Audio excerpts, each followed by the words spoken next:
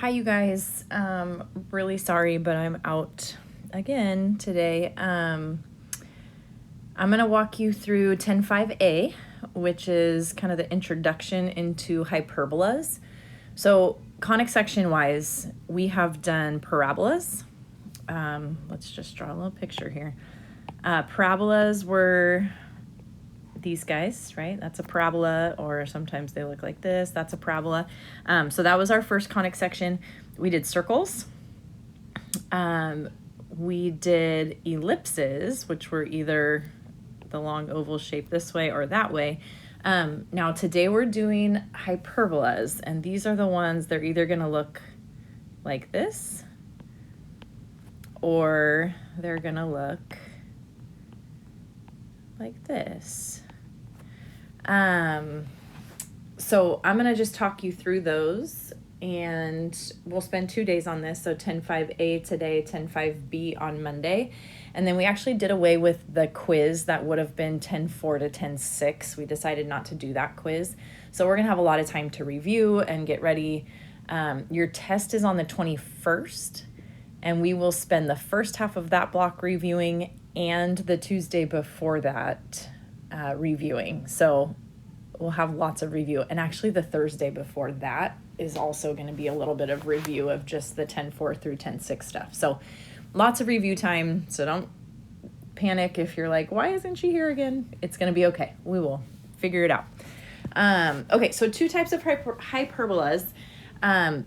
Today, just like with the ellipses, they're only going to be centered at 0, 0, which simplifies life quite a bit. So there are actually two equations. Remember, ellipses only had one, but ellipses were addition. It was x squared over a squared plus y squared over b squared. And addition's commutative. You can add in either order and it doesn't matter. Subtraction's not. So if we have a horizontal ellipse, which is actually this one, think of it like it makes the letter H, horizontal. Your equation is this, okay? It'll be x squared over a squared, looks really similar so far, here's where it changes, minus y squared over b squared equals 1, okay? And while I'm thinking about it, there is a formula sheet in Canvas at the top of the Chapter 10 module, and it gives you all the formulas, the exact sheet that I will give you on the test. So if I were you, I would start opening that up and using it where you can, because that will be helpful come test time as well. But just so you know, you don't have to have them memorized for the test. Now they're not labeled. It doesn't say which one's a circle and which one's a parabola and which one's a ellipse, you know, all of them. But you will have them, okay? So you do need to know what they're for. You just won't have to memorize them. Okay, so for a horizontal ellipse, you are going to have something like this, okay? Let's say you have a coordinate plane, and there's going to be this rectangle. So let's say you go a units to the right. That's going to be one of your vertices, a units, and you go that same distance, a units to the left, so that's at a negative a right here. And then you go b units up and down. Now, these are not actually points on your graph where we put the b. So let's say b is right here, and then it's a negative b right here. What happens is we make this little rectangle from those points. So it's going to go something like this.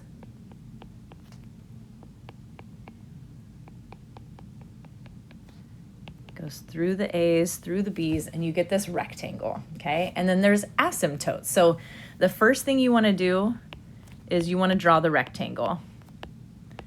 But then the second thing you want to do is you want to draw asymptotes through the rectangle.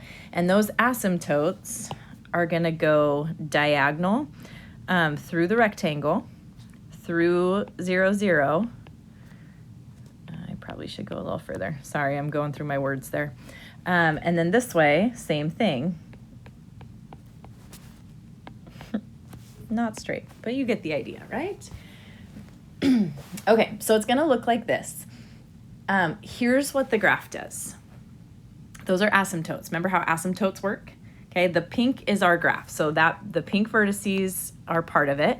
But then what happens is you go right up along the asymptote, but you never touch it.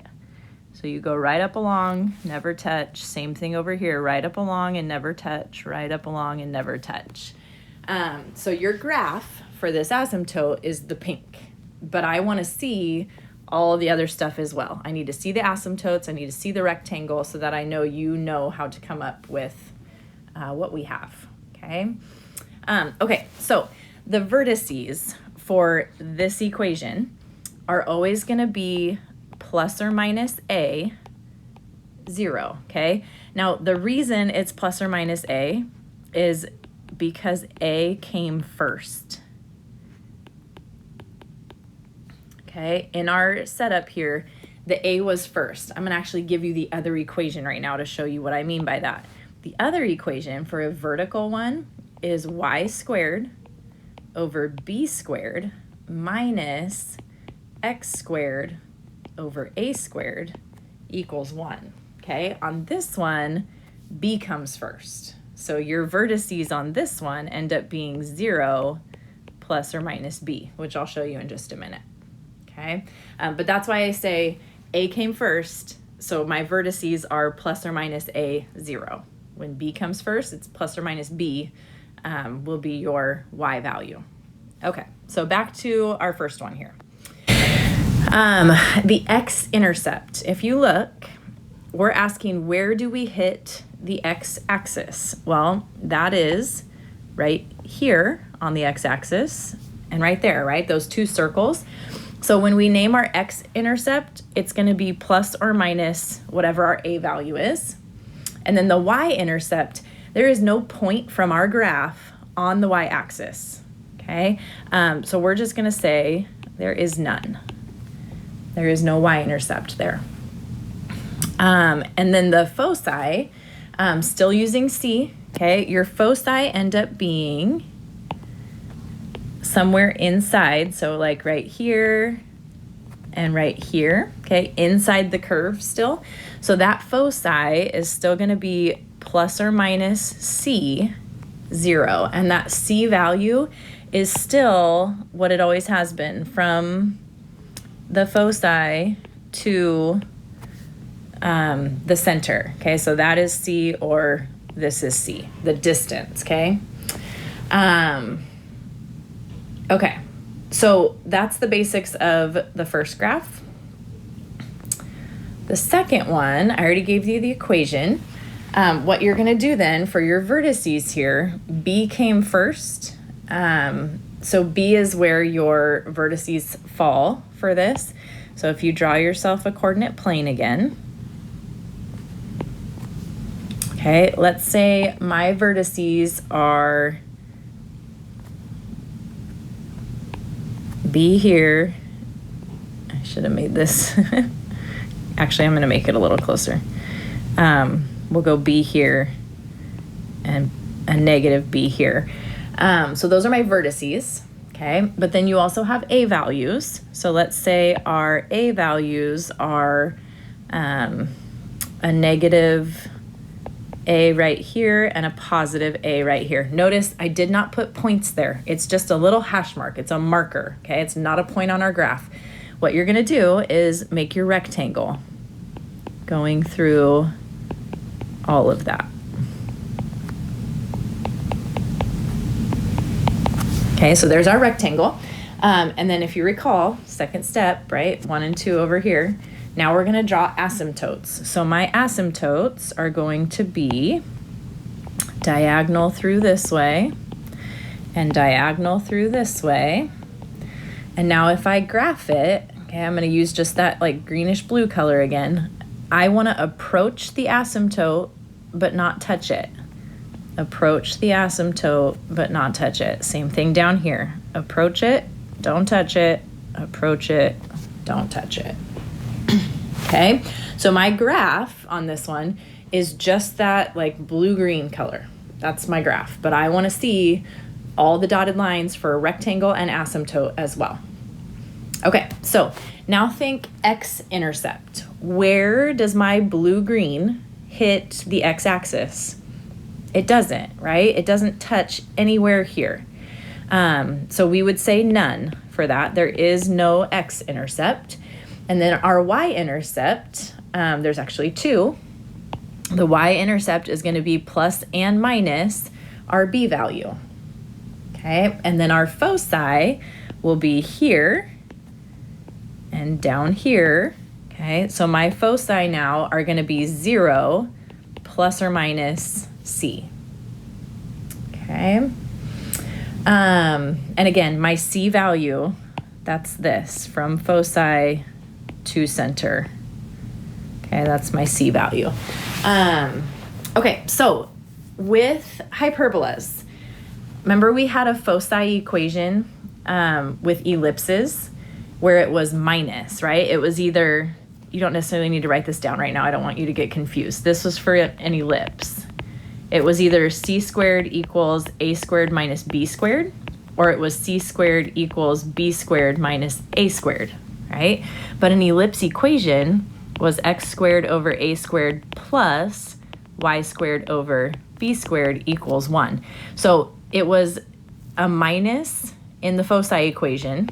This was to find the foci when it's a plus for the equation. Well, now look at this. These are minus equations, and your foci equation is plus now. So just remember, they're always opposite. If your equation is minus, your foci is plus. If your equation is plus, your foci should be minus. The beautiful thing about this one is it does not matter what order you put them in for hyperbolas. With an ellipse, it mattered, right? With an ellipse, because it was minus, you'll get a different answer. Subtraction is not a commutative property. Addition is commutative. So it does not matter if you put a squared first or b squared first. Okay, so that makes it kind of nice for this one. Okay, and then you're going to be asked for the equation of your asymptotes. And that is this: y equals plus or minus your b value over your a value times x. If you think about it, that's really just slope-intercept form, right? Y equals mx plus b is kind of the general setup.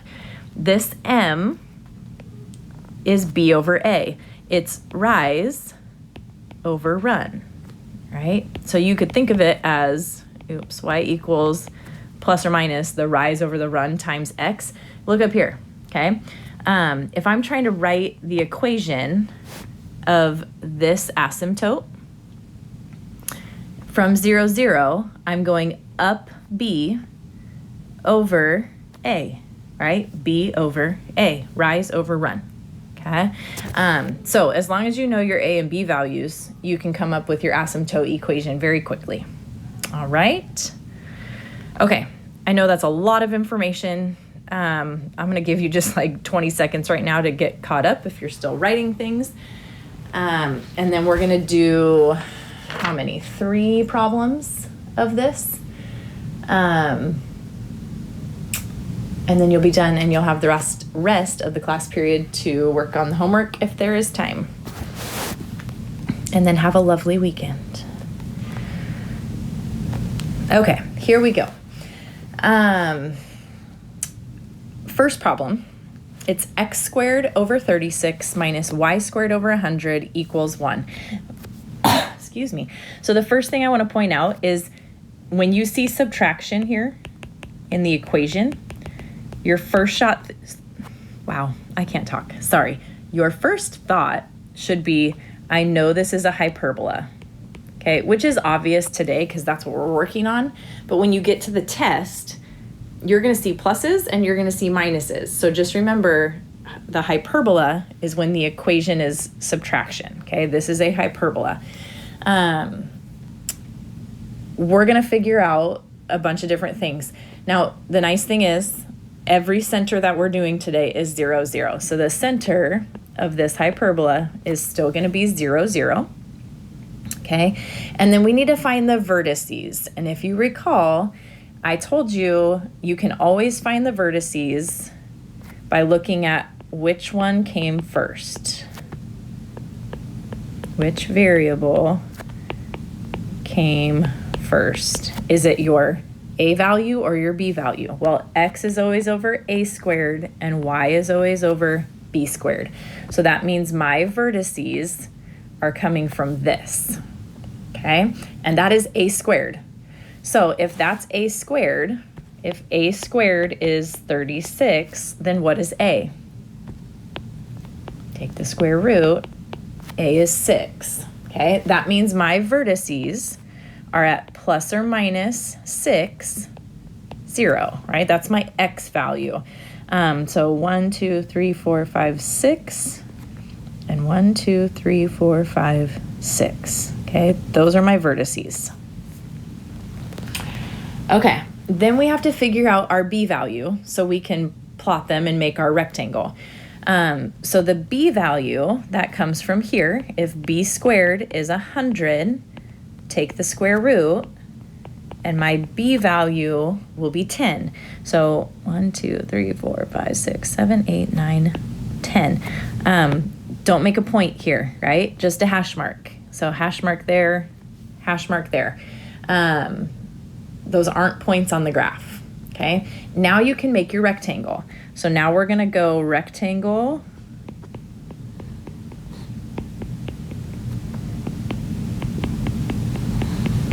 like that, okay? And then you can draw in your asymptotes. Asymptotes here.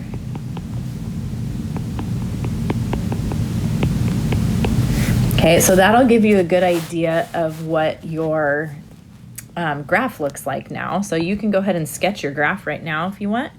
We're gonna just curve right up along those asymptotes.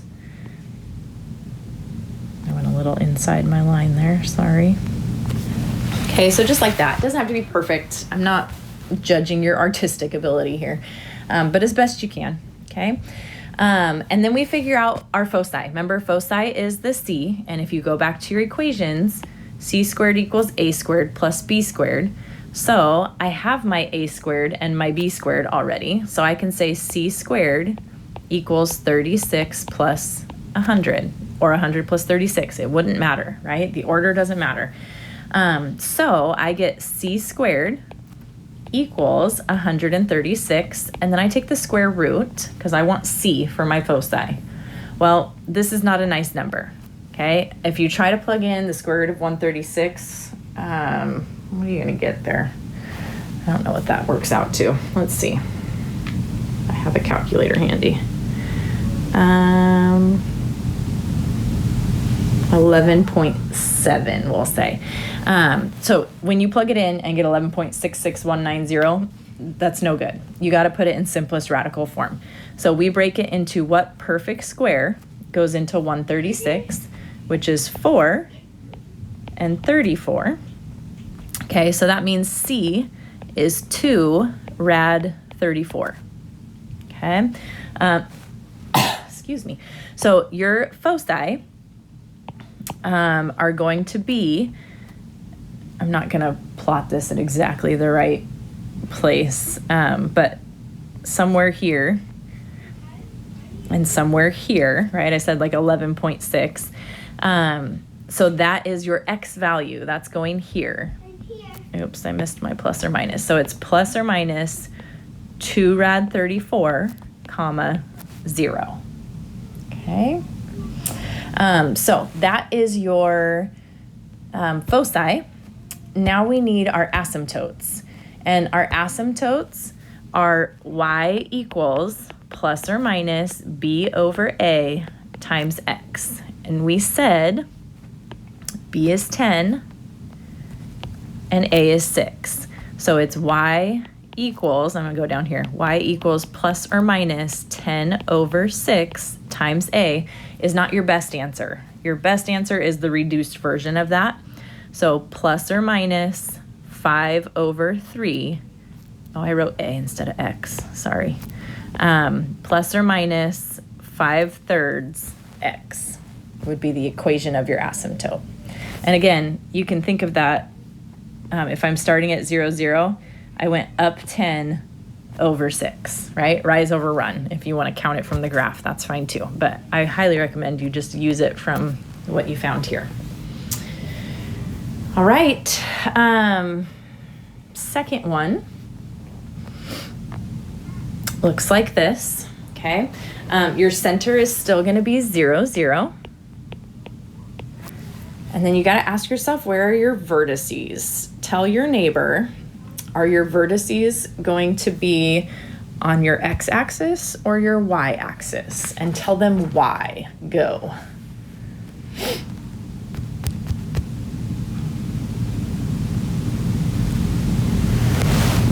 All right, did you tell them on the y-axis? And the reason being, whatever comes first, right? This came first, so that's where your vertices are going to be. So this is b squared, this is a squared, which means b is going to be 3, a is 5, okay? Because we're just taking the square root of those numbers. That should feel really familiar by now, right? With ellipses and everything we've done with that. Okay, so your vertices coming from here, B is 3. So that means that I'm going 1, 2, 3 up and 1, 2, 3 down for my vertices, okay? So those are the points, 0 plus or minus 3, okay? Then we need our foci next. And that's going to be, with our foci equation, c squared equals a squared plus b squared. A squared and b squared are already there for us. So c squared equals 25 plus 9. Again, if you say 9 plus 25, that's totally fine. So c squared equals 34. And you try to take the square root of that. I don't know if I wrote plus or minus on the other one. Remember, when you take the square root, you have the positive and the negative version, but that's how we write our answer. So you have, for your foci, 0, and then this number. There is no perfect square that goes into 34, and 34 is not a perfect square, so you just get to leave that one as is, plus or minus the square root of 34. Okay. Then your asymptote, that is y equals plus or minus b over a times x. So b over a. So we would say y equals plus or minus 3 over 5 times x. Okay. Okay. This last one, I briefly told you about it in the last video. I'm going to show you again how this works. This is not a normal looking ellipse equation, right? People see this and sometimes they go, oh, that looks like a circle. But it's not actually a circle either. What happens is we want it to be set equal to 1. And the way that we get this set equal to 1 is we divide by 64. But whatever you do there, you have to do everywhere else also. Okay? So our new equation, 4 over 64 is going to reduce to 1 over 16. So it's x squared over 16. 16 over 64 is going to reduce to 1 over 4. So y squared over 4. And then that equals 1. Okay, so this is where we're working from. Our center, still 0, 0. Our vertices, it comes from whatever's first. So this is a squared, so it's going to be on the x-axis. If a squared is 16, then a is 4. If b squared is 4, then b is 2. Okay. Okay, so what we're going to do then, let's name our vertices. Our vertices would be at where those a's are, 1, 2, 3, 4. And 1, 2, 3, 4. Okay, vertex, vertex. Oh, I never finished my graph over here. Shoot. We'll go back and graph that last one. All right. Vertices here are plus or minus 4 and 0. Okay. And then your foci, we're saying c squared equals a squared plus b squared. So here's your a squared and b squared. So c squared equals 16 plus 4. So c squared equals 20. Take the square root of that. You get c equals the square root of 4 times the square root of 5. So 2 rad 5 is your c value. Okay. That means that our foci are at plus or minus 2 rad 5 and 0. 2 rad 5 works out to close to 4.5. So 1, 2, 3, 4. I mean, they're going to be like right there. That's a focus. That's a focus. Let's plot our rectangle here. So my b value was 2. So I'm going up 2 and down 2. So this is going to be a pretty little rectangle. And then asymptotes.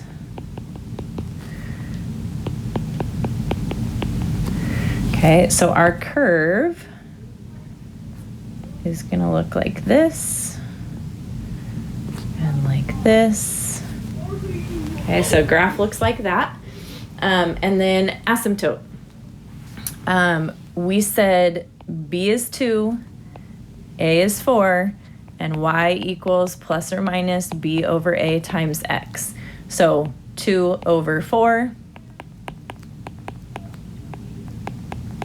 times x, but you always want to reduce. So it's going to be y equals plus or minus 1/2 times x.